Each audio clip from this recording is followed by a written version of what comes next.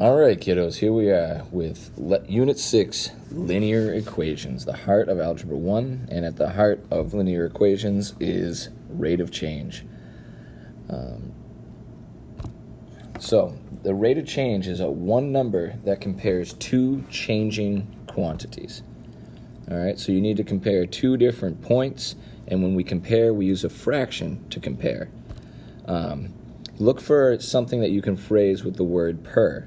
So this is rental charge per day, dollars per day. The per is going to tell you what what depends on what. And in this case, it's going to be money depends on number of days. Therefore, money is on top, or the y is on top, and the days is on the bottom. It's always y on top. So is the rate of change for each pair of consecutive days the same? Well, just compare them. Looking at the first day to the second, we have 1 day, change in time, $15 change in cost.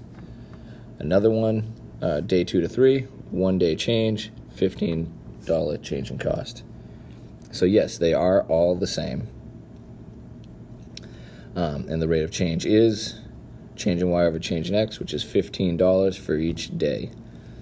And also notice, it doesn't matter which two points we pick. If we are comparing a linear relationship, I could pick any two. Like the first to the fourth day is 3 days of change, and then 60 to 105 is $45. So that's $45 in 3 days, which is still $15 per day.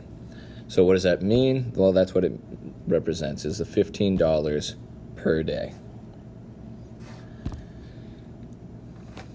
And then, or you could write it as 15 and then units over units, dollars per day. One more video to finish the notes.